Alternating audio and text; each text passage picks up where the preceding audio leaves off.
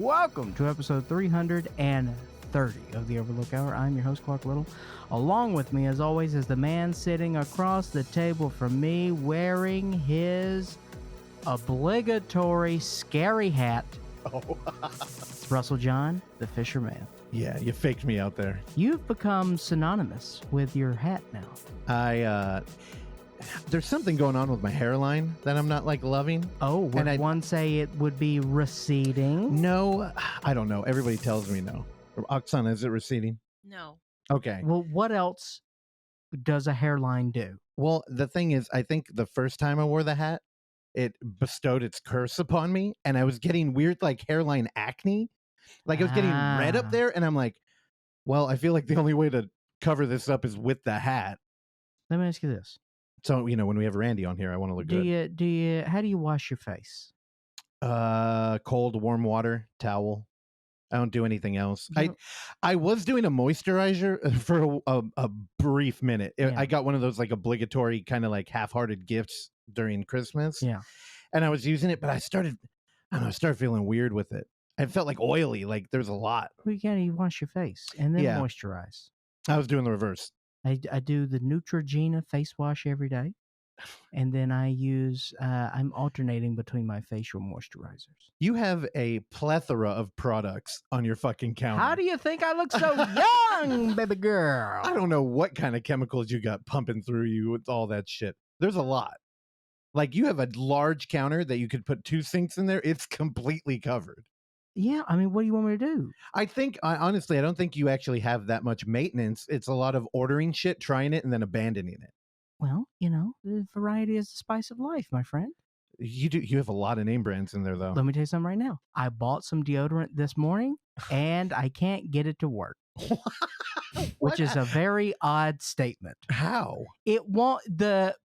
It's got a little twisty at the bottom. It's not a rolly. You twist the whole bottom. Yeah. And it's stripped. It doesn't fucking move. It's like a push pop. It is a push pop. And let me tell you something. Weird. It ain't pushing or popping. Yeah, those didn't always work either. So I can feel it. Also joining us is Oksana Valerianova Osachi. Oksana. Hi. How are we today? Feeling good. I don't know. It's not that hot yet, so I'm not complaining. No, it's going to be a nice 68 degrees or something today. We'll see. I don't know. And also joining us from Atlanta, Georgia, wearing a beanie today is Randy Michael Stat. That's me. We all got hats on, guys. I think mine's called a skull cap. A skull cap? I think that's what they call beanies. Well, I know that skull caps, it's indicative of a sporting situation. For example, I'm doing that. When I was in high school, I lacerated my cornea. And so my doctor told me that when I got back on the field, which means when you dressed up and I went back to the bench, and because I was going to sweat regardless because it's August in Mississippi, I needed to keep sweat out of my eyes. So he recommended that I wear a skull cap. So I was the white boy who wore a skull cap. I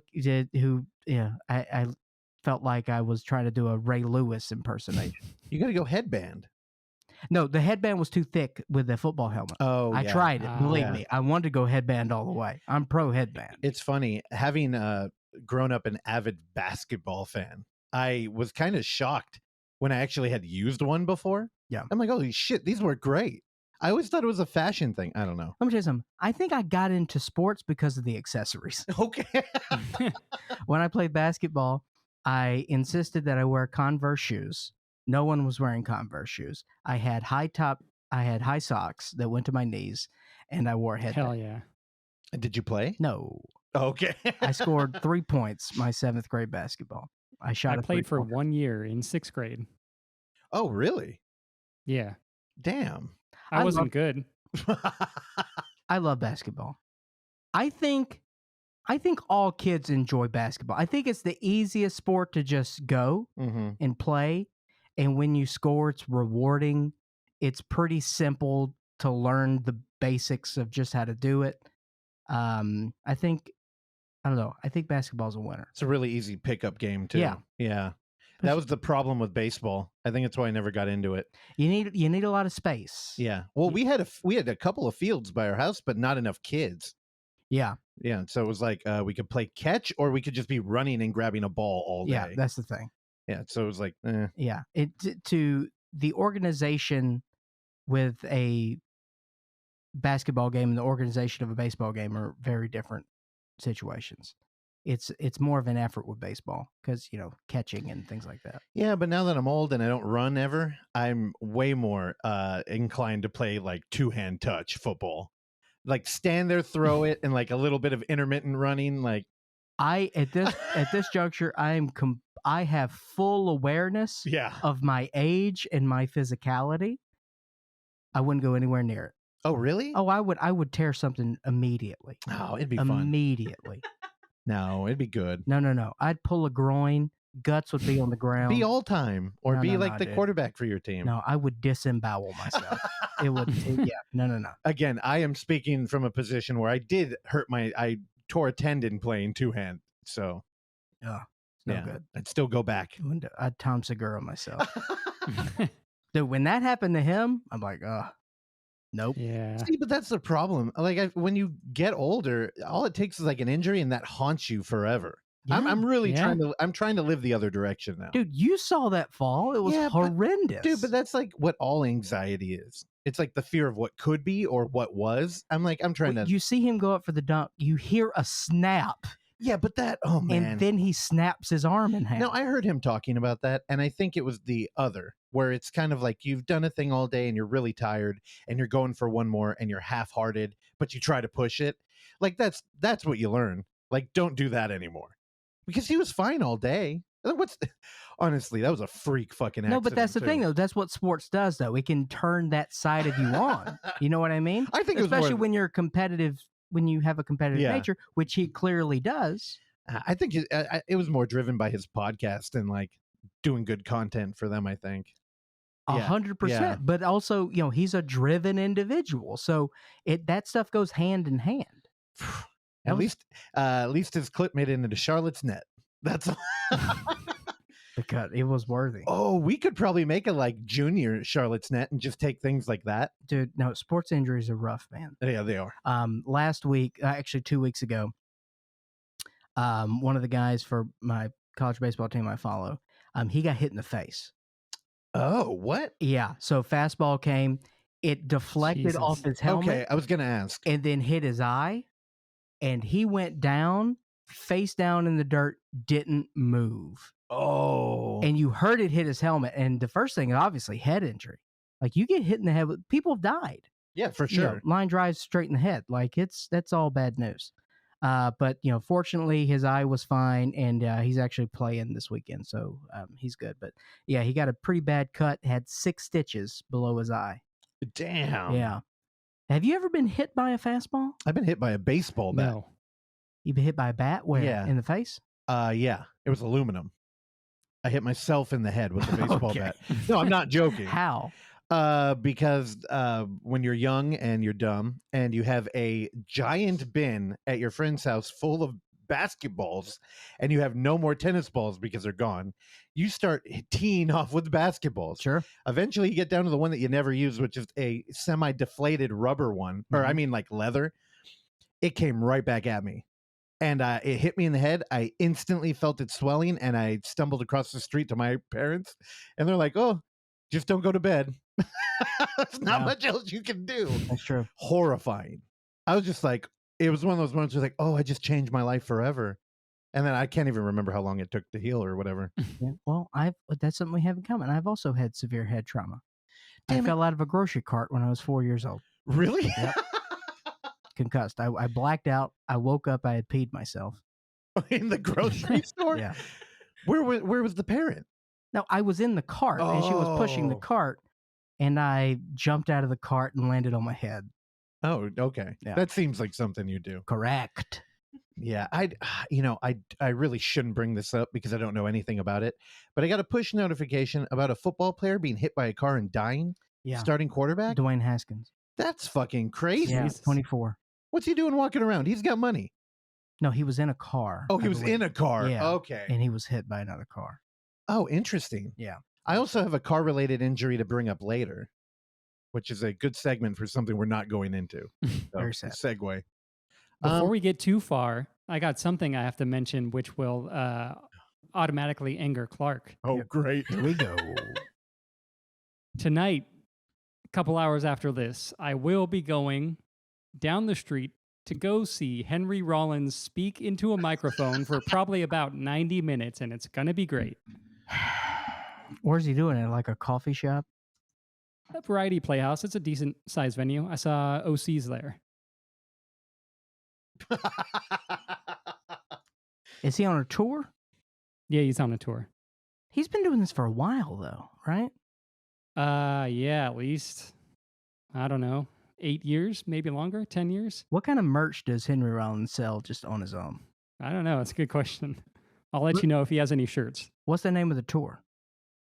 I also don't know that. I'm a bitch. Oh, God. Henry Rollins. Hey, in a related story, Terrell came over last night. We were hanging out, and he had a Black Flag shirt on. It didn't say Black Flag, though. What did it say? Oh, boy. You got I've guess? seen that. Yeah, Okay. yeah. That's a band. Yes, I'm not saying it. Dude, I mean, that must be the most used, like, logo ever. Oh, yeah. For, like, boutique shirts and shit. His particular shirt last night, which I think he owns multiple Black Flag designs. Dude, I have a Black Flag knockoff shirt. What is it? Hank Hill. That's right. I remember. Yeah. Yeah, his was Sidney Prescott. And in each of the 4 little rectangles, it had a different picture of her from a different movie. I wonder if it's the band, because there's a band with that name, or if it's just a shirt that is It's the movie. related. It's Scream. There's a band called Sidney Prescott. No, called the name that was on Terrell's shirt. Oh. But that it did say Sidney Prescott. Oh, I thought you were saying that black, and then they changed the second word. Oh, no. Because I that know came what to you're mind because saying. I've seen yeah, the band with that yeah. name. I'm not digging into that, but Nope. if you know, you know. We've had to put your sound effects in too many episodes know. recently. All right. You guys ready to let our guest in? Yeah. Let's do it. What's the office poll looking like today? We should do betting. You know, sports are back. We should do this. Coffee. Coffee? Weekend work train. All right, the train. Weekend projects. The real thing is, are we getting political? He didn't get political last week. So you think he's done? I think he's done. All right. That's honestly, that is a fair Will point, yeah. Smith ended the war in Ukraine. He didn't. He started a new war against Hollywood, and Randy's really bummed about it. That's why me and Randy met without you knowing, and we're trying to revive Hollywood with my noir segment, which will be returning. Will Smith banned from the Oscars for 10 years. That's such bullshit. He'll be back in 5 with good Yeah. behavior. Yep. He'll be back the minute they want him back, which will be, I mean, what are they going to do when Bad Boys 5 comes out? You think they'll do another? I mean, they got to give him an Oscar for that. We'll talk about Bad Boys. Ooh, I got Oscar later. talk coming up too later. Okay, a lot All right. going on today. De La Hoya? Oh my God. I'm All right. I'm surprised you know who that is. All right, y'all ready? Do it. All right, let's let them in. Good morning. It's April 9, 2022, and it's a Saturday. Today, day 1 of weekend projects. The fun work train will be running continuously. And please take advantage of the dining car where you will find fine food, treats, and always find fresh coffee. Right. And treats. And if you happen to get up to the observation car, you will also notice in the distance, per usual, many people working for peace. Okay.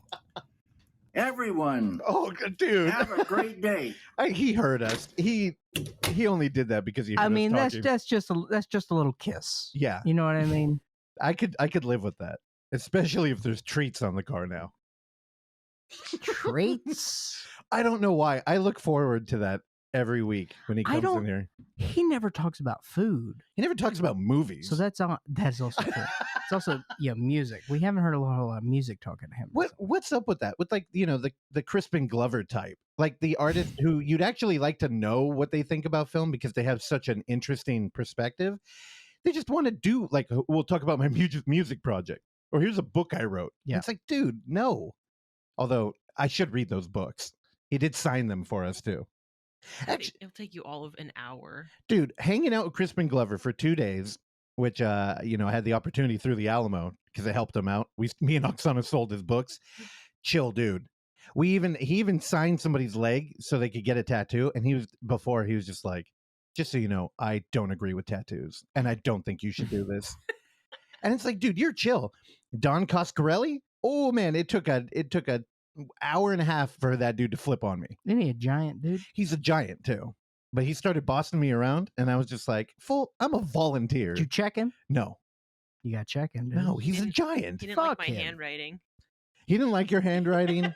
He didn't like I was too soft with the crowd. I'm like, hey, dude, I'm normally in that line, so I know how to like talk to them. Yeah. Not happy with that. He wanted me to be firm and mean, and I was like, oh, you don't know who you're talking to. I'd look at that bitch in the face and say, look, Bubba Hotep was overrated. Oh, he's kind of scary. Okay?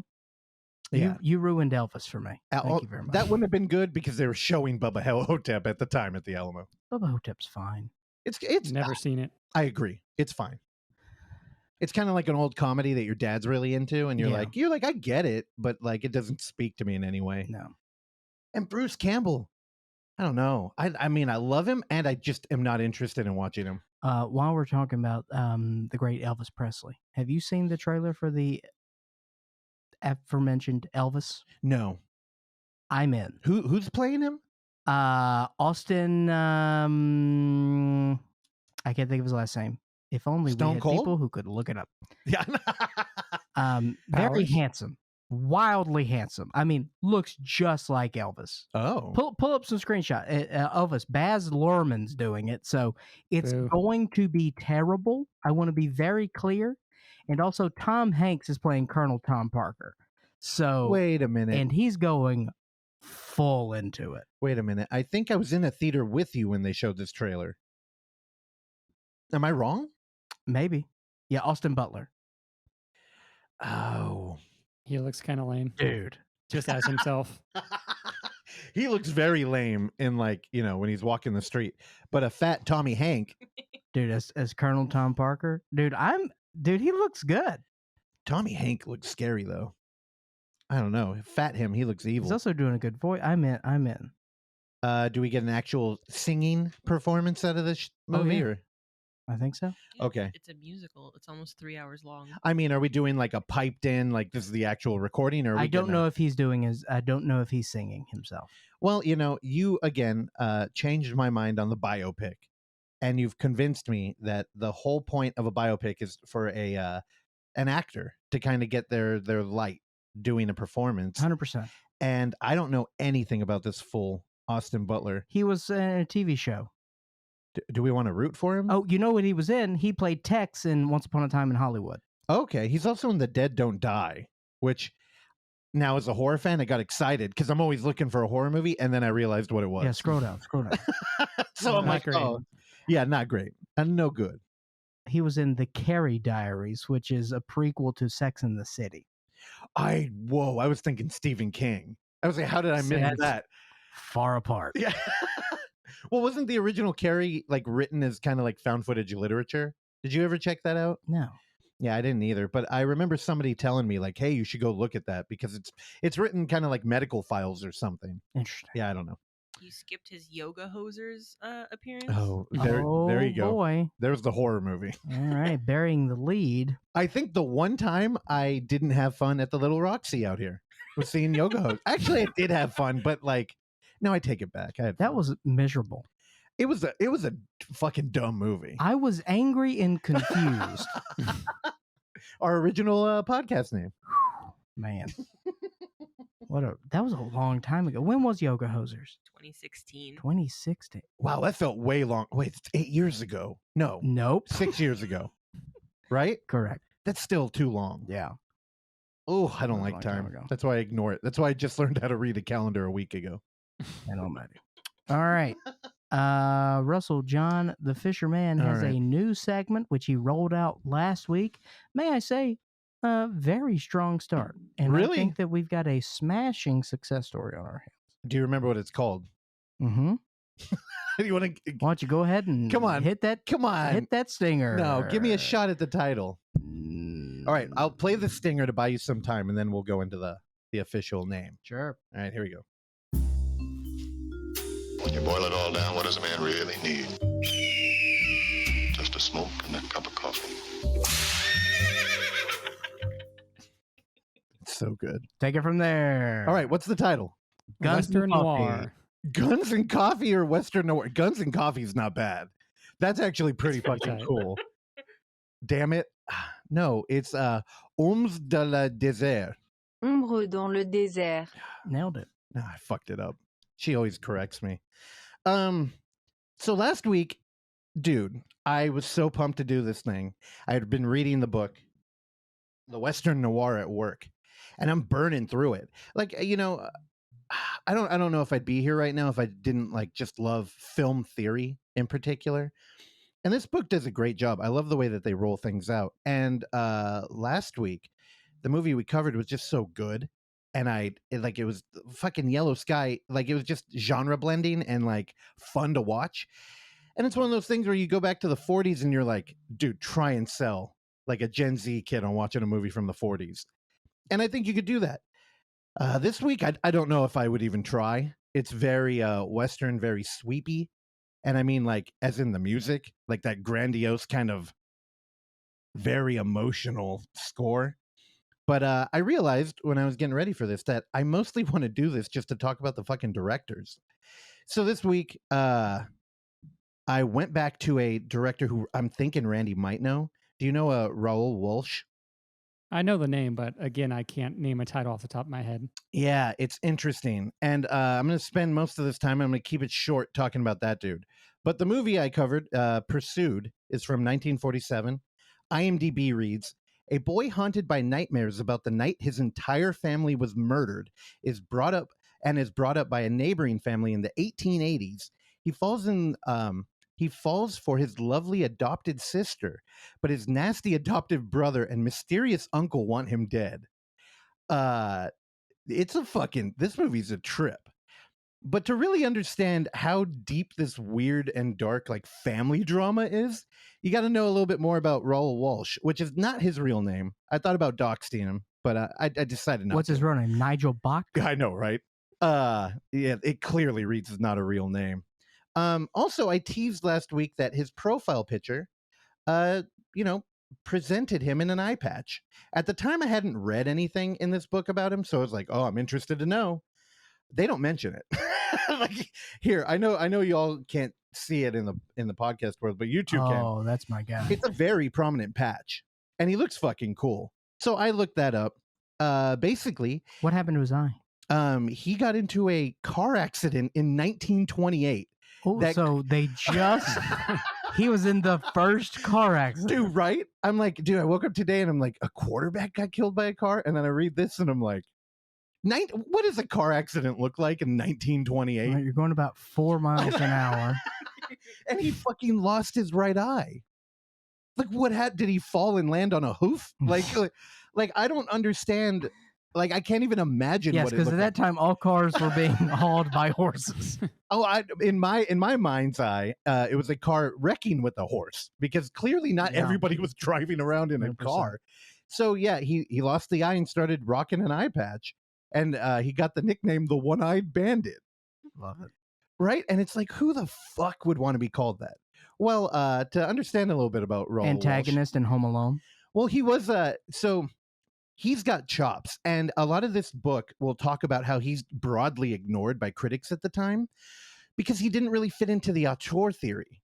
And, back then, everybody was falling in love with Charlie Chaplin, John Ford, Howard Hawks, Alfred Hitchcock, and it was kind of fun to go through Busty Keats. Well, and their catalog. You could kind of learn about the creator from their movies and kind of like the messages they had. Well, Raoul was a studio guy who didn't do any of that, and he did every kind of film. And when people would go over him, there's no like through line. Like, you couldn't really find anything out about him. So they kind of ignored him. He never got nominated for an Oscar, which they yell about in this fucking book because he's got some highly praised movies. And he's got chops. This fool, he was the assistant to fucking Randy's favorite director, D.W. Griffith, who, did Birth of a Nation, which Birth of a Nation. Which now I think you would have no career. But at that time, I mean, that fool created the way you tell stories with the camera. So this motherfucker, he's just like versatile. When he was 15, his mom died. And you know what his dad told him? He couldn't get over it. He was a mama's boy. His dad said, you know what you need to do? Go get some adventure in your life. You need to travel. So he fucking goes to Mexico and starts herding cattle back and forth across the border illegally. Tight. Yeah, it's a different world. America was very different at this time. I'm going to think about doing that. And people always say, I mean, please sign me up too. I'm telling you, I almost signed up for like some local pro wrestling out here. What? I'm inspired. What do you mean? To perform? Yeah, to do it. You're an idiot. My heart. Russell, you're fat and old. Stop. My heart is full of adventure, Clark. And you're going to hurt yourself. Yeah, but how cool would it be? What if I did get hurt? You were going to Randy the Ram Robinson yourself. What if I broke my spine and became a paraplegic? I would laugh. First off, we could care for you. We could install an elevator. No more stairs here. Second, it would be good for the podcast. I'd have a story we could talk about.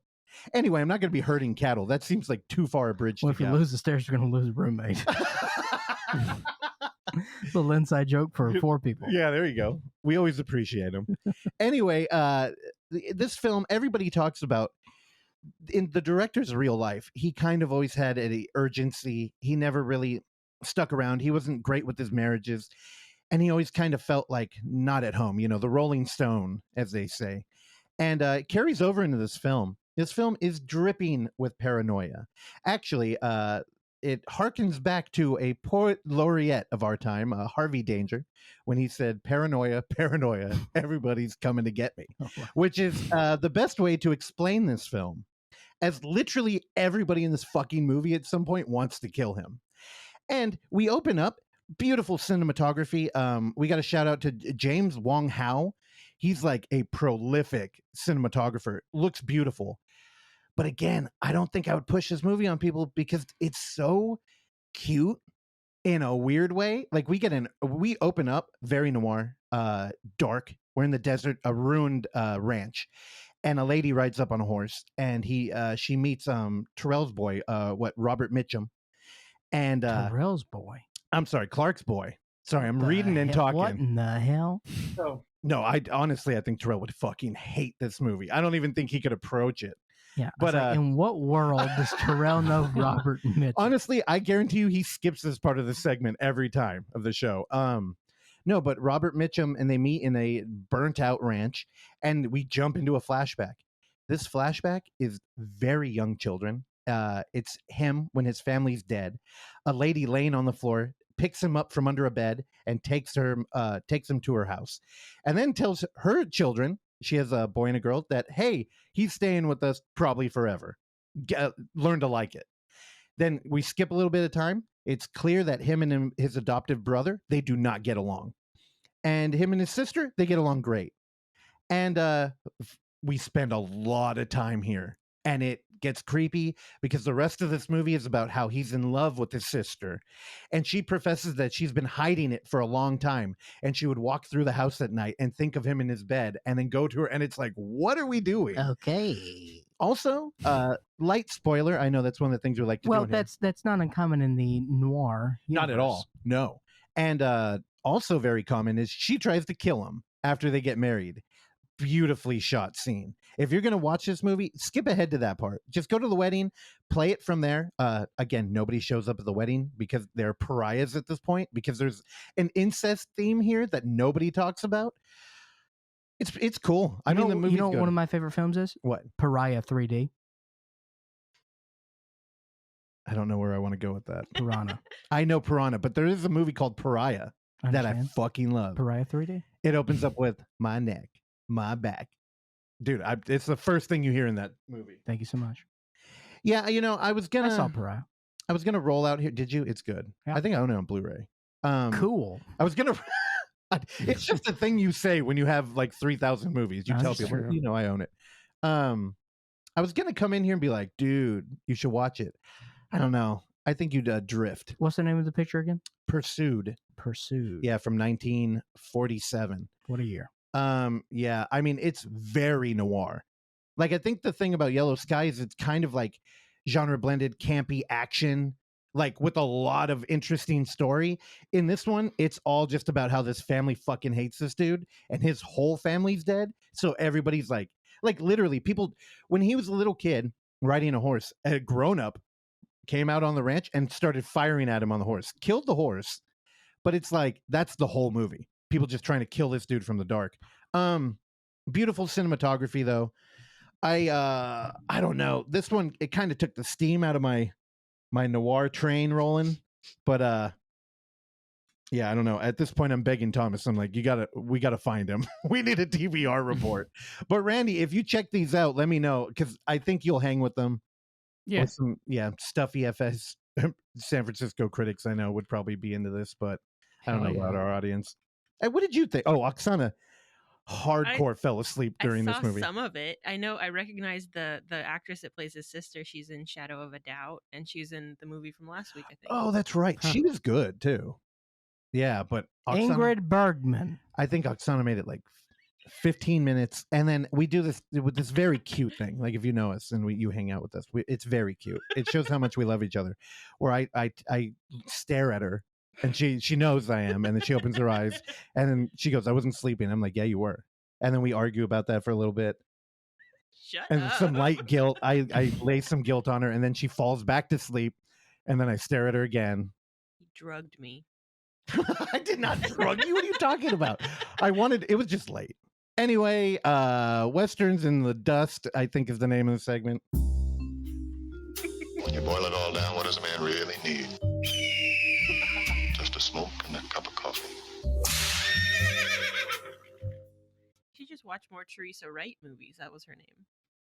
I don't know if I can.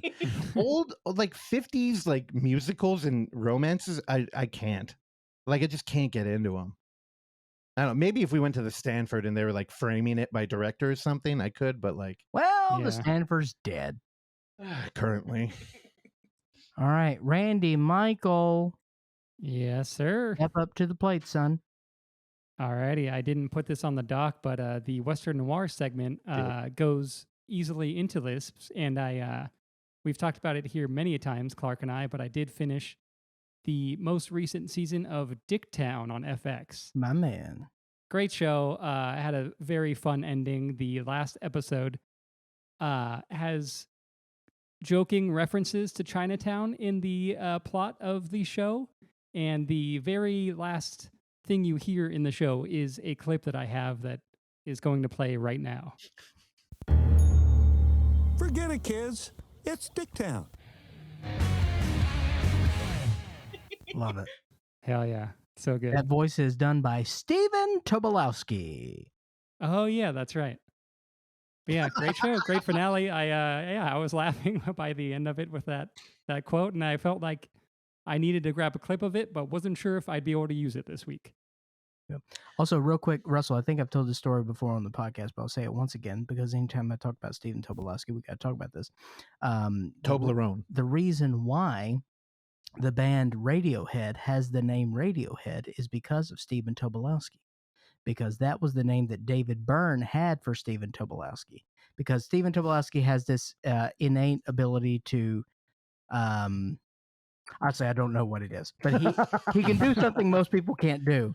And because of that, David Byrne, who he was hanging out with David Byrne and Tom York, and David Byrne called him Radiohead. And then Tom York's like, that's a good name for a band. I hate that story. Tune in next week. Besides finishing Dicktown, I did watch a movie that is on Mubi. Insert a cow sound here. And it's called Zero Fucks Given. I know we don't have one queued up. I'm saying that we need to play one. Dude, please. Yeah, every week I'm like, I should probably pull that. And I'm like, Randy's never going to talk about movie again. All right. Say it again, and then Oksana, give us your best move. Ready, Randy? Say movie of the week, and then Oksana, go. This week I did watch a movie on Mubi.com. Moo. That's exactly That was what I was the expecting. angriest moo. Yeah. It's pretty good. I couldn't have done any better. The movie is called Zero Fucks Given, which is not a good title. Watch your language. It's a foreign movie. I'm not exactly sure where from, but it does feature Adele Exarchopoulos, who was in Blue's the Warmest Color and Mandibles. She is the one that just screams every time she talks in Mandibles. Hell yeah. Mandibles. So Adele Exarchopoulos in this movie plays Cassandra, who is a flight attendant, and just kind of like wanders around in between like being a flight attendant because, you know, the schedule is really crazy and you're kind of in new countries and new places like every day. So you see her just partying and kind of doing drugs and on Tinder and kind of just hooking up with people. And then one day she loses the job. But it goes very far into detail about like what flight attendants do, kind of, that I thought was kind of interesting. And I think she is the only like professional actor. I believe the rest of them are like first time actors or maybe have been in very few things. So you kind of get like a little bit of a Sean Baker vibe, but a little more, I don't know, a little more foreign, a little different. It's a little under 2 hours. I didn't love the ending. It kind of just ends, but doesn't like have an ending, if that makes sense. Kind of like a indie movie problem where like it doesn't know where to go sometimes. But Cassandra, the character played by Adele, she's great. I like to, you know, she's great in everything she's been in. Even though Mandibles was very goofy, she was very fun there. She's very compelling, and like the story is interesting enough. It's very slice of lifey, and like I said, the ending didn't really do it for me. But yeah, if like one of the few people that listen to this show has a movie subscription, should check it out. I want to watch it. It sounds good. I think you would like it. I love it whenever there's like a movie that's just kind of like a period of somebody's life and there's no like strong ending. Because it's like, well, it's not over. Sure. Yeah. I'm able to like criticize it in my head, but I didn't hate it. Like sometimes it works, and I think this one works, but there's probably ones that do it a little lazier. For a minute, you reminded me of that movie that used to play at the Alamo all the time. They had the trailer where it was about a flight attendant who gets like obsessed with the dude in like Paris or something, and she starts stalking him. What the fuck is that? Do you guys remember that? I do. Wait, say it one more time. There's like a flight attendant who's flying around, and she meets a dude in a bar, and she keeps going back there and like tries to like continue dating him, but she's like obsessive. It looked like one of those like low budget, very beautifully shot, highbrow indie film. Oh God, I'm wasting too much time on a movie. I have nothing. I think it's called Flight Attendant. Oh, really? That's a TV show on HBO Max. Unless, I mean, it's a very generic title. It could be a movie too. Yeah, I don't know. There's a director who I remember having a long conversation with the old program director at the Alamo. And I was completely like smitten by the end of it. I'm like, I got to watch these. And that was one of the movies. And I'm like, I can't remember the title or anything. Not even enough to Google. And definitely not enough to bring up on this show. I apologize. I tried Googling. I couldn't find anything besides the TV show. It's elusive, dude. If you know, email us at overlookhourpodcast@gmail.com. Are you? Is that a bit? I don't know the email. Overlook Hour. Oh, There's what no did I say? Podcast. Oh, there's no podcast. Hey, here's a question. When Shauna's coming in hot today. I know. She's terrifying. She does not like it when I call her out on falling asleep. She gets very fucking angry. And I know you've seen that. I admitted it. I missed like 3/4 of that movie. It was an hour and 40 minutes long too. So that's a lot of movie. No, when y'all do the hashtag for the podcast, what do you put? Hashtag butt. Okay. I don't hashtag things. Okay, no hashtag but. Oksana, what do you do? Overlook Hour and podcast separately. I don't know. I have them saved. See, and I do the Overlook Hour podcast. We are good at this. I might have that in there too, without the. Holy fuck! All right, yeah, Randy, help me out. Hook me up with the fucking movie. PW, bro. I might be able to do that. As long as it's not the same as all my other passwords. I may have to change it. I definitely have that problem. And how much is movie? Yeah. It can't be that much. It's probably like $10 a month. Oh, like that. What? And there's commercials too? No commercials. Oh. It has such a bad name. I just assumed there were commercials. Movie, Tubi, Booby, Yeah. Luby. Luby. Mm. Randy, what else? We already talked about it last week, and I don't have much else to say besides it, but I saw Everything Everywhere All at Once last night and quite enjoyed it. I did think the 2 hour and 15-minute runtime went by pretty quick. But I think their brand or genre of silliness, I don't love. Oh. It takes me out of it too much. Like there was emotional moments, but then it would sometimes be ruined by like a really goofy thing that I didn't love. Like I like silly comedy. Like I love Comedy Bang Bang. Yeah. And stuff like that, which is like very goofy, but I don't know. Something about there, it just feels like a SNL sketch sort of at times. And it takes me out of the moments that could have been a little more emotional. Yeah. I hard disagree with that. I'm with you. You. I will say, and I didn't mention this in our review last week, there was one thing that I did not enjoy. Uh-oh. The butt plug. Oh, okay. That Oh. yeah, it was oddly adult for a movie that felt like very family friendly. And then they blurred it out. Oh, I know they were Yeah. trying to be like funny there, but that felt Swiss Army Man to Yeah. me. Mhm. And you're right. When that briefly came up, one, I thought Jamie Lee was just going to be a cameo because it was so dumb. Yeah. But two, I was like, I hope we don't go in a weird direction of this now. And we didn't. Which, yeah, I don't, dude, it's, now that you point that out, it's really weird. I didn't like it. And it comes early too. I feel like it was midway. Well, Yeah. it's right when we get to the tax talk. Right? I don't know. You know, the other thing is, 'tis the season. that was A24, right? Yes. I Yeah. believe so, yeah. Dude, again, another weird trailer for that movie. When I was going into it, I thought we were going to do like a minimal kind of like slice of life film that got a little weird. But dude, that movie's like action packed fun. I don't know. A24 and their fucking marketing. Not a fan. Randy, how many stars? I gave it 4, but it's a light 4 for me. Light 4. What It's does that very well mean? made. It's entertaining and it went by fast, but yeah, I can't. I don't know. Some of their silly stuff just takes me out. I did like the elements that seemed like he was riffing on Wong Kar-wai films. Okay, Randy. Again, we both gave it 4, but here's where my weird rating system comes in. I feel like that's a perfect movie. Like if you want to make if you have scales out and one is marked art and the other is marked commerce, like we talked about, it is perfect. It's a good balance. It's going to make money It's a and good balance. you could actually get people interested in film watching. It's a really good balance. And yet, for some reason, I don't like that balance. I like it to be more film or like more art than money. Sure. And I don't know if that comes from like a deep-seated contrarianism, where it's like I don't want to be in a room of 400 people all cheering, Confirmed.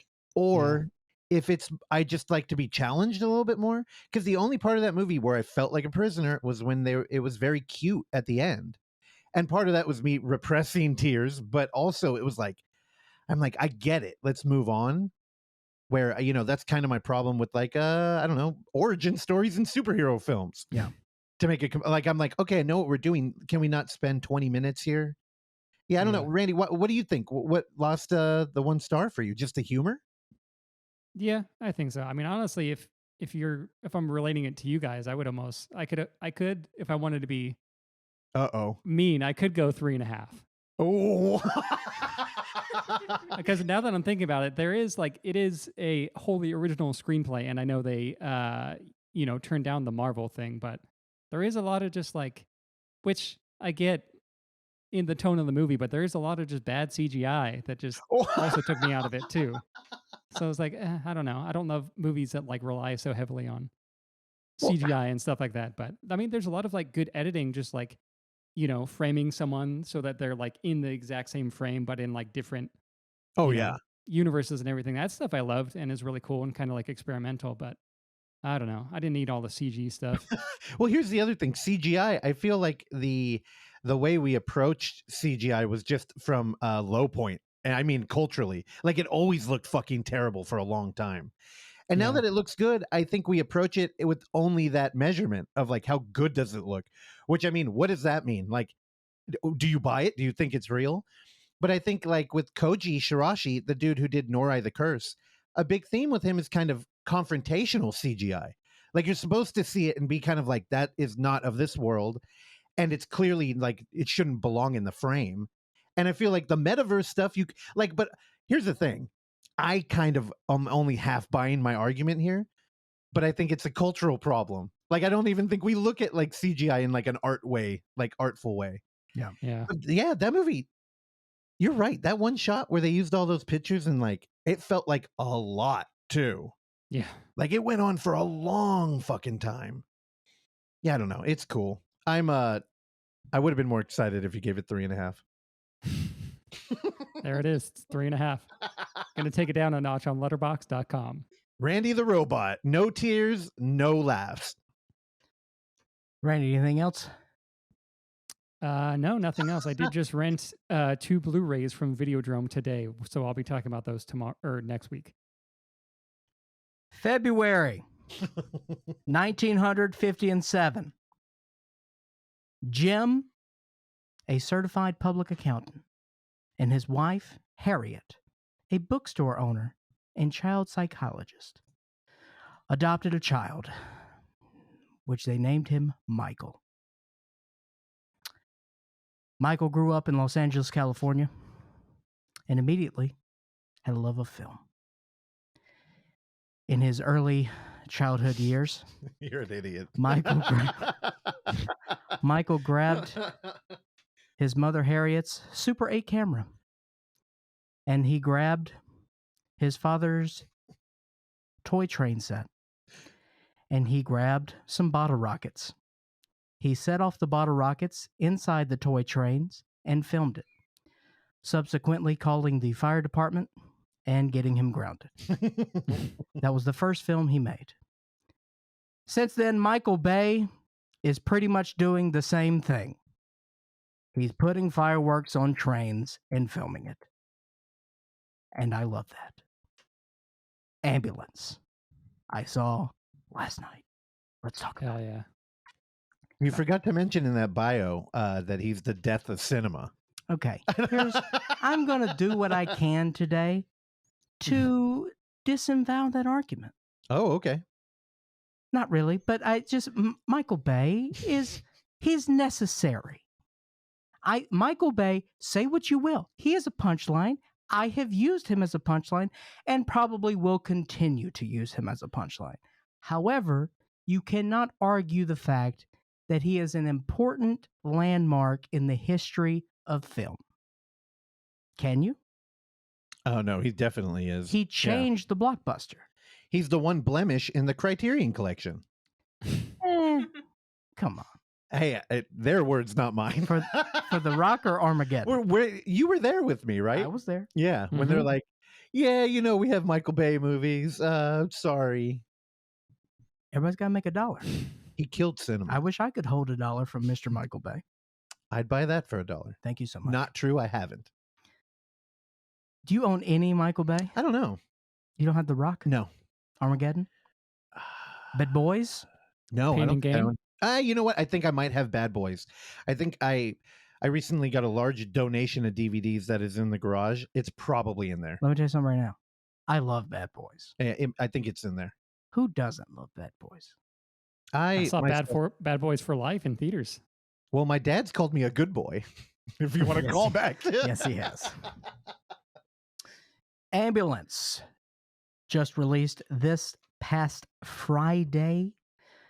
Director Michael Bay. We've got Jake Gyllenhaal. We've got Yahya Abdul-Mateen II, also known as Candyman 2.0. Fuck yeah. We've got Isa Gonzalez. We've got my boy Garrett Dillahunt. I haven't seen him in a while. I don't know if I've seen Garrett Dillahunt in a movie since Looper. What has he been in? I'm looking around. He has been in a bunch of shit I have not seen. Oh, he was in that show Hand of God. Never saw that. Yeah, no, I haven't seen him since Looper, which was 10 years ago. So I was happy to see Garrett Dillahunt back. He's great. He's still got it. And then we also have a guy who looks exactly like Stone Cold Steve Austin. Oh. It is not Stone Cold Steve Austin. I did some minor research. Turns out it's the cousin of Danny McBride. What the hell? Yeah, what is that actor's name? I can't find it. He's not the main caster. It looks just like Stone Cold Steve Austin. Also, we've got musician Wale is in this, who does a great job as Castro, who is just his portrayal of a worthless employee will hit home with everyone. He was great. He was one of the highlights of the movie. He's the comedic relief. He's great. All right, let's get into it. Oh, you got A. Martinez in there. Oh, yes, A. Martinez as well, who plays Poppy. Yeah, and if you don't know that name, I mean, I didn't either. He's one of those character actors. You know that face. Yeah. He's been in 141 movies. You may not know the name, but you know that face. No, he's on the Kroll Show. And if you can imagine, he plays a mafia boss. Yeah, I know. He's one of those ethnic casting. Yes. That's Here is the summation of the film from the International Movie Database. 2 robbers steal an ambulance after their heist goes awry. Guys, that's what this movie is. cool. There's no way. Here's what I loved about this film. We get about 15 minutes of setup, and then we're off to the races, and we stay in the races the entire movie. There's no beeline. There's no secondary storyline that they keep going back to kind of, balance the action. We're in the thing for a solid 2 hours. The runtime's 2 hours 16. We're full throttle for 2 hours. And it works. I really enjoyed this. Essentially, what we've got Jake Gyllenhaal and Candyman 2.0, and they are brothers. Now, as we all know, they have different levels of melanin in their skin. They are not biological brothers, but they grew up together and they had the same father. No, that doesn't happen. But throughout the movie, we learned that their father was a legendary bank robber. Oh. And he also had quite the temper on him. And he would kill some motherfuckers. And so Will, who is Candyman 2.0, he goes into the military. Danny becomes a very successful bank robber, also has some sort of shady sports car restoration shop, which we don't really understand. He just has this giant warehouse of cars, and he has bukudos of money. Oh, and also he's a world-class criminal. What is he, Leno?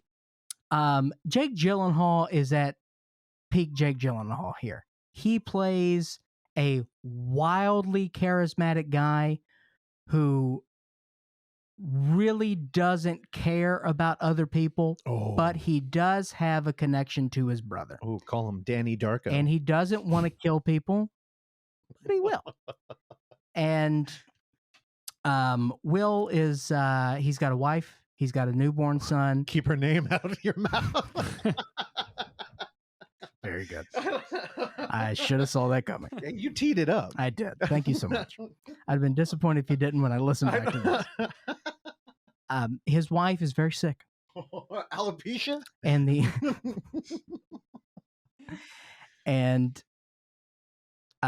insurance will not cover for her sickness. Okay. The movie opens up him trying to call the insurance company. He's speaking with a robotic person on the phone. He's saying, "Can I get your name?" "I'm Agent 13. Fuck yeah. He said, "Oh, that's funny. I talked to Agent 12 and Agent 14 yesterday." "Well, I'm Agent 13. Right then and there. You know where we're headed. Yeah. And the insurance does not cover the experimental surgery that his wife needs to take. So he needs money. He needs about $250,000. So he goes and sees his brother Danny. And Danny's like, "I don't have the money, but I got a job, and the job is right now." "What is that job?" "Robbing a bank." Hell yeah. And they're in the middle of it. And he said, "Just, grab a gun. Let's go." And Will is hesitant to do so, but he needs the cash. And they're going to rob, I believe, $32 million. Oh. That's sitting in a bank. So they go into the bank. Now, then we go with a different perspective. Now we're in a cop car, and we got 2 cops. Got a white cop, got a black cop. Young, good-looking cops, very nice cops. They're talking about life. And the thing is, they had just left the bank. And the white cop says he wants to ask the girl out on a date, the bank teller. Okay. Her name is Amy. I can't confirm her name is Amy. Let's just call her Amy. I forgot her name. Schumer? Amy Schumer is the bank teller. Which is odd that someone would want to ask her out on a date. And the black cop's like, man, you just got to do it. And then he says the quote from The Rock about fucking the prom queen. Oh. And then the white cop is like, wait, The Rock was a wrestler, not a movie. So already within the first 10 minutes of the film, Michael Bay's making references to his previous movies. Mm-hmm. Yay. They go back into the bank because the guy's now going to ask the girl onto a date. Oh, she's a teller. She's a teller. Oh, where's Penn? He goes into the bank. Penn is dead. He goes into the bank. Jake Gyllenhaal opens the door. Heist is already going on. Ooh. Bank is closed, my friend. Cop wants to come in. Jake Gyllenhaal reluctantly lets him into the bank and lets him ask out the girl on a date. The girl has a gun pointed at her behind the counter. The cop doesn't know. The cop is talking to Jake Gyllenhaal before he goes to the... He's like, I want to ask this girl out on a date. Do you happen to know her last name? Jake Gyllenhaal does not work at this bank. Yeah. He does not know this woman's last name. He knows the woman is Asian, so he says that her last name is Park. Okay. He goes to the teller, talks to her, asks her out on a date. The girl, obviously pretty stressed out because she's got a shotgun pointed at her ribcage. Oh. And then he looks at the name plaque there. Her last name is not Park. Oh, fuck. Puts two and two together. Jake Gyllenhaal points a gun at his head. Welcome to Ambulance. From that moment on, we're in the movie. And then, the amount of explosions in this thing, if you can imagine, it's ramped up. He gets real cute with the camera work at the beginning. We scale down too many buildings. We get a lot of drone shots. For the most part, it did not annoy me. Now, there were a couple parts there where we get some car chase scenes where you get very disoriented with the editing. I get very particular with car chase scenes because I feel like, we're cutting corners here. Yeah. I want to stay as real as possible in this. Yeah, long You know shot. what I mean? Yeah. We don't get a ton of that. We do in some parts, but, for the majority of this movie, Candyman 2.0 is driving the hell out of this ambulance. Rad. So Damn it. I don't... they actually hijack an ambulance to try to get out of there. Now, inside the ambulance is the white cop who was shot, and he is not doing too well. And the female paramedic is played by Isa Gonzalez. She's great. Also, very easy to look at. Beautiful girl. Fantastic. She's great. And she's a little spicy because she got a little bit of an attitude on her. And we get a little bit of backstory with her at the beginning because she's a great paramedic, best in Los Angeles. No one wants to be her partner because she's a dick. Mm-hmm. And she goes toe to toe with these bank robbers. Well, a lot of things happen here. They actually have to do a surgery in an ambulance at 60 miles an hour. That's a scene that is wild. She FaceTimes a guy she used to date who's a surgeon. She's like, how do I remove a spleen? He's like, you can't do that. You're not a surgeon. And she's like, well, I have a gun to my head. Yeah. And then Jake Gyllenhaal's like, hey, bud, I'm going to kill your girl if you don't fucking tell us how to do this. Is that how he acts? Kind of. Oh. He's good, though. He's really good. So he's like a Ben Shapiro robbing a bank? I'm going to kill your girlfriend. God. And also, but the guy's like, I don't know. Let me get some other surgeons. So they have 3 surgeons. The other 2 surgeons... Guys, I don't know if they're actors because they're fucking terrible. Oh. I hope they're real surgeons. That'd be cool, because they have zero charisma. Good. 0. One can barely speak. I love it. One could barely speak. And they're both at a golf course. And they're walking her through how to do surgery. He's like, all right, what do you got to do? And then, of course, when it happens, they pull the spleen explodes, by the way. That's gross. It's great. All right. They're running around. It's a very Los Angeles movie. We get a lot of downtown LA here. I mean, we are following this ambulance all out. You know, city. while you were talking about, I know nothing about the movie other than everybody seems to be really enjoying it.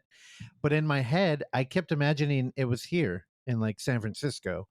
And, you know, it'd be cool because of all the hills. Is there a lot of like hill action? Do we get a lot of flying? No. Man, that's the No. problem with LA. But we drive down the LA River. Yeah. Helicopters going under the bridge. I mean, right Okay, next to cool. it. It's really good. You know, and you mentioned his editing earlier and how there's not a lot of long like shots. Also, minimal lens flares. Okay, good. There's a little. That's fine. I mean, if you're gonna have like a visual hallmark, That's his thing. I know. But the editing, that's my real problem with Michael Bay is they feel like fucking somebody with TikTok brain made them. And I get that it probably helps the movie, like just being quick and punchy for 2.5 hours. But man, I like to try and get lost in the movie when I watch it. And like with that kind of shit, I start to like burn out. I'm like, you know, it kind of forces me to be more casual. Well, no, Young said it's better to burn out than fade away. Oh, God. Yeah, I don't know. I mean, dude, I would love to watch an elaborate like car movie. Like, and I keep thinking about fucking Sorcery now because we've been talking about it. Sorcerer. Yeah. And I don't know. Do you think I'd like this one? I think you'd hate the first 15 minutes. Oh, But then once we get going, yeah. I mean, look, man, it's fun. It's exactly what I want. Also, they make a Formula One reference. Oh my God. Enjoyed the hell out of that. They give a name drop to Lewis Hamilton, and she's like, "Well, I think your ambulance driver is Lewis Hamilton." And then Garrett Dillahunt, who's playing the head of the police there, trying to get everything organized, he's like, "Who is that? Is that a basketball player?" She's like, "He's the world champion Formula One driver. Formula One's for fancy folks." You'd be like, wait, you don't have Netflix? It's good. Yeah, right. Yeah. Man, I enjoyed the hell out of this thing. All right. Enjoyed the hell out of it. Now the ending. But don't you God. dare. Their hearts are palpitating right now, thinking gonna. They go toward the happy ending there. They, of course, All you know, right, we all would right. try to get as much happy ending here as possible. They go to a massage parlor. Yes, I'm in. they I almost win Thursday night. Dude. I don't know how much I can talk about it, but last week me and Oksana went to a kava bar, which is a if I'm correct here, I could be completely wrong, is a Fijian root that they make like tea out of that's supposed to give you a kind of like CBD but like more intense, like, You down with CBD? you know Yeah, me. you know me. You know, you're supposed to have like an intense, like, it's almost like a muscle relaxer, like your body chills and you're not getting high. But like we went there with our buddy, one of our East Bay cinematographer friends, who good hour and a half talking about massage parlors and an idea for a found footage film that he would do with them, and talking about logistically if the triads would be mad if somebody snuck in a camera. So this kind of counts as a eulogy for my good friend, who I won't name in case the triads are listening. But yeah, a lot of massage parlor talk. Oksana was a little, she was like, it's weird. When people go to massage parlors, we tend to hear about it a lot. Because he's not the only one who's told us. But Yeah. again, that's the end of tangent. I think you have sold me on Michael Bay. I refuse to buy anything Criterion puts out by him because it is a travesty and it hurts that platform of the most highbrow critics and voice of cinema in history. So until Ninja Turtles gets a Criterion release, they are hypocrites. I mean, and also, you know, I'm a sucker for a heist movie. Yeah, I'm kind of Same. into cars right now. Like on film, not driving them. Although I do drive a car, like I'm on film and I'm fucking tearing it up F1 Well, style. there are a lot. Let me be very clear. A lot of exploding cars. I do like a car explosion. Also, we've got multiple ambulance explosions. Ooh, God, how much money in this movie?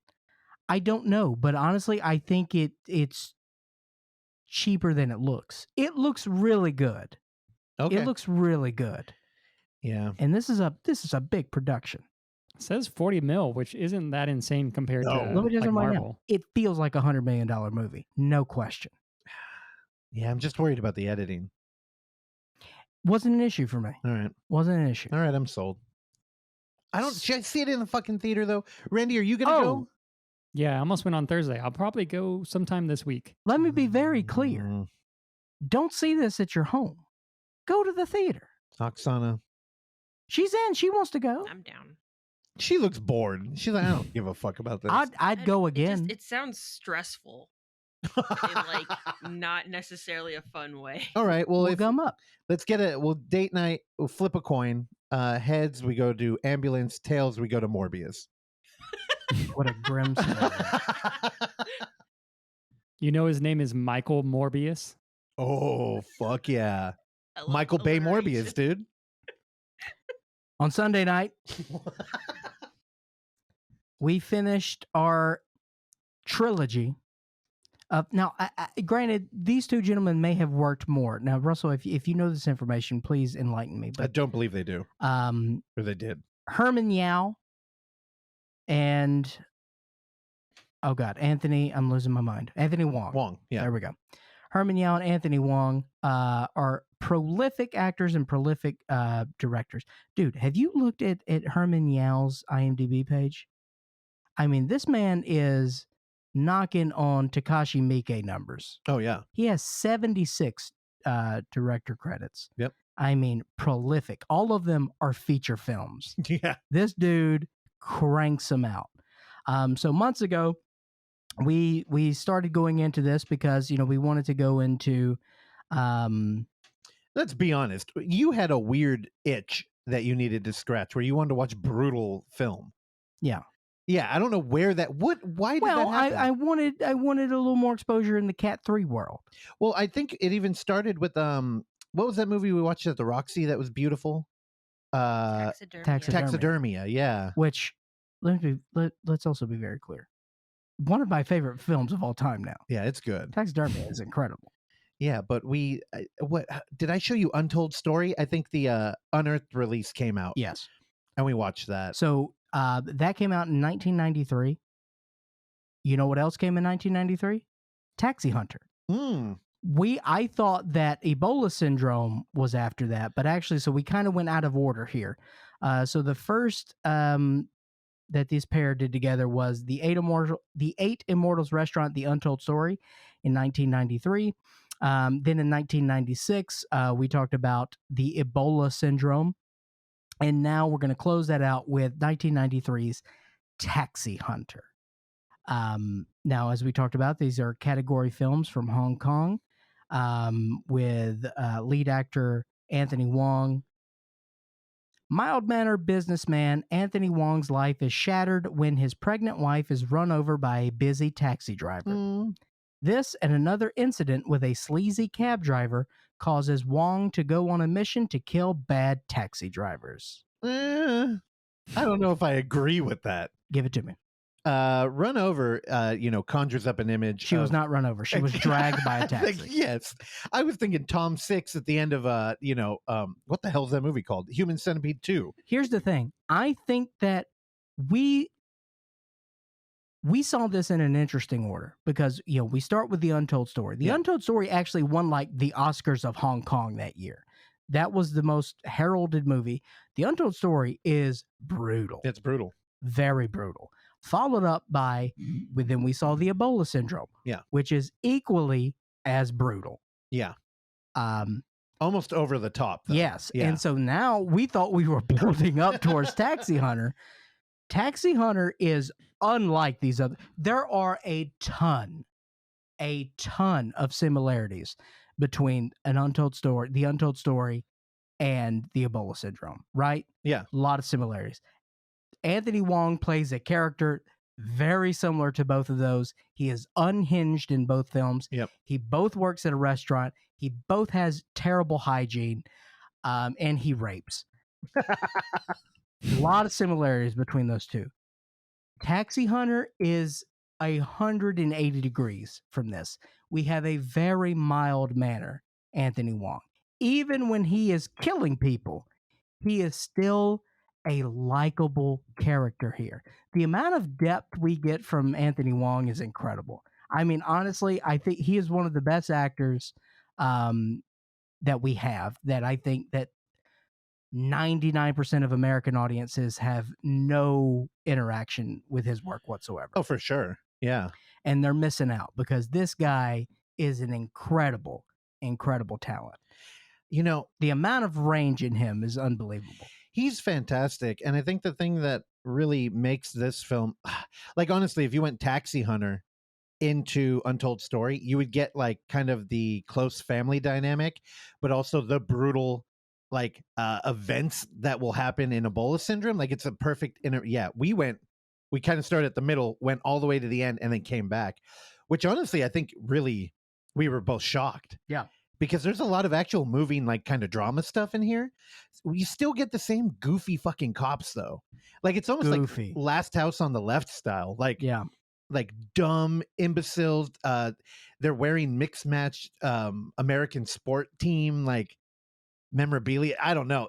It's great. I loved all of it. Every piece of merchandise that the Chicago Bulls released in 1993. Dude, and you get kind of like a Polanski type story where there's a weird element of their community where they just have a problem with fucking rude, power-hungry taxi drivers. And it almost feels like a direct political statement, like where it's like, hey, there's a problem here and we're going to make a movie about it.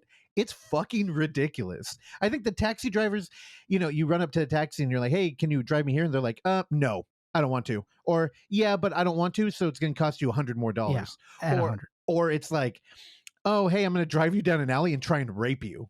Like, these dudes are fucking gnarly. Yeah. So it's almost like you get this weird Polanski story, but then the main character's like from fucking Falling Down. It's almost like a Michael Douglas kind of like, I quit reality. And it is and it isn't, because with Anthony Wong's character, you feel for him. Like, he lost, he lost everything he had. And it's not so much a vengeance. I mean, it is a vengeance, right? Because he is acting at it's a reactionary thing, but he also feels that he is making the world a better place, and he's trying to rid an evil here. I think we thought that because he's kind of like, the problem is if you're you never lose sympathy for him. No, and I mean, if we're gonna compare it to fucking Falling Down, he never loses his job. He actually takes vacation time. Yeah. And he does it the right way. And he's the best at that job. And they're kind of like, hey, we can tell you're going through something. Yeah. Take as much time as you want. You need a year, take a year. Dude, how shocking was that? Because, clearly he's not coming to work. He's not doing well in the mental department. His best friend, or his only friend, is a cop. Who is his brother. Who's his brother, who's looking for him. It doesn't know he's a killer. And then he goes to the office and he's sitting there with his boss and he's kind of telling him like, hey, dude, I don't know what's going on. But your wife did just die. And we're like, oh, he's going to fire him anyway. He's like, go ahead, take as much time as you need. Shocking. But he's totally in the wrong. I mean, he is just on a revenge course, but it's like they're all shitty. And you did kill a dude who was about to rape somebody. Yeah.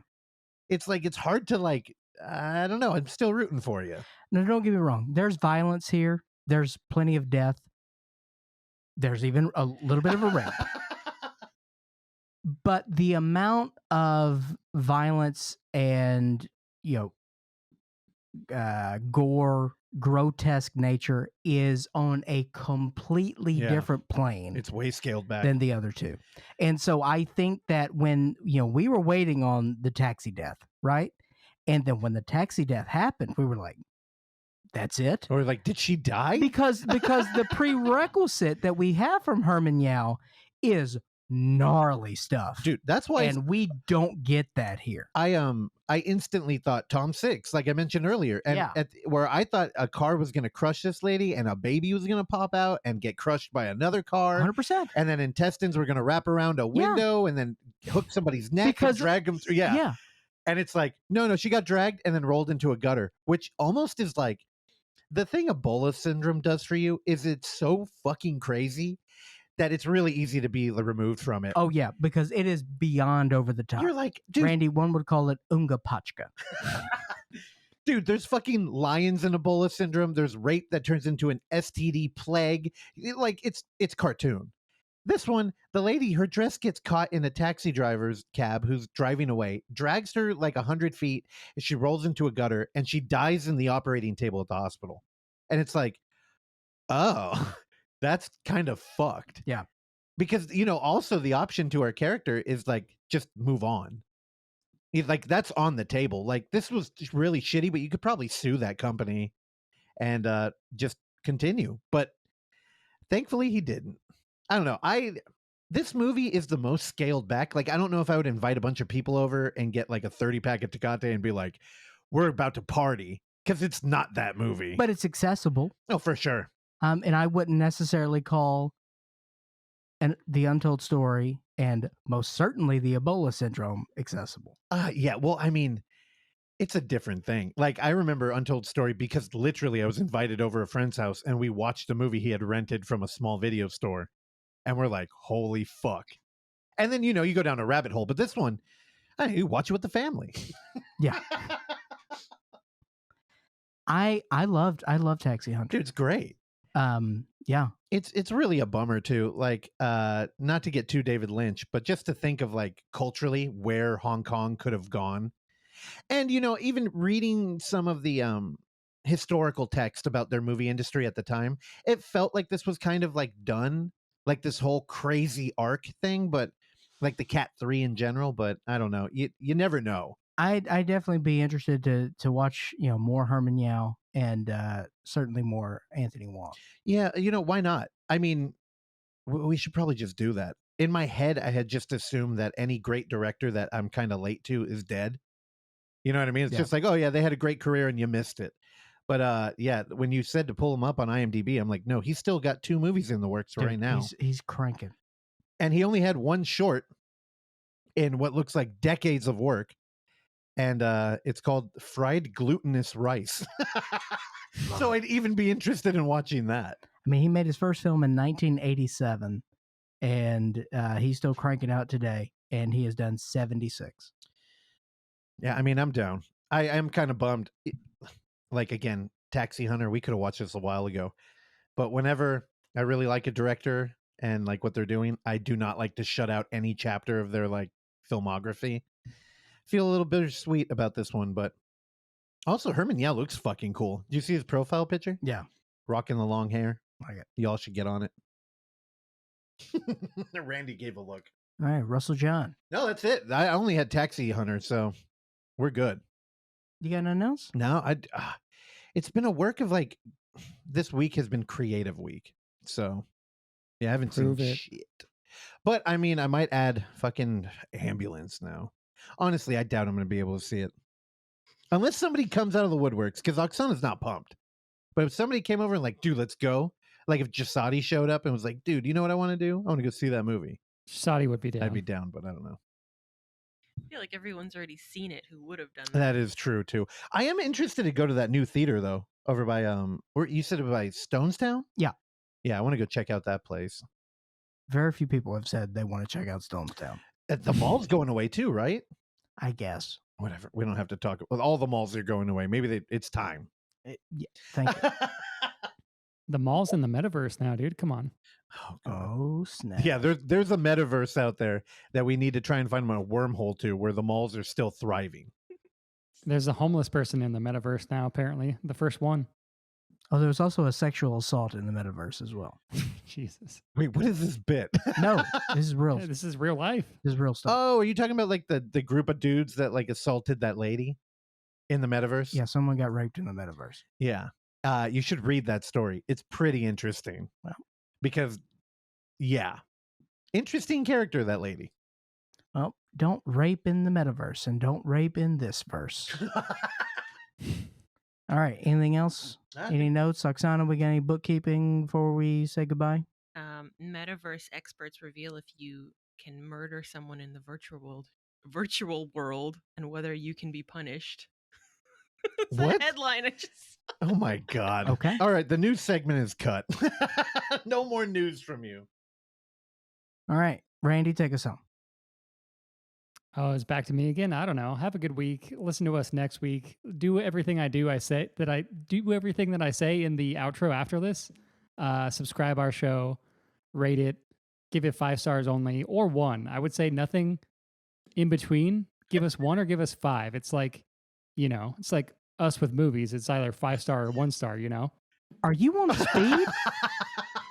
No, I was just trying to make up for not being prepared. We'll see you next week. Ooh, get some Gatorade.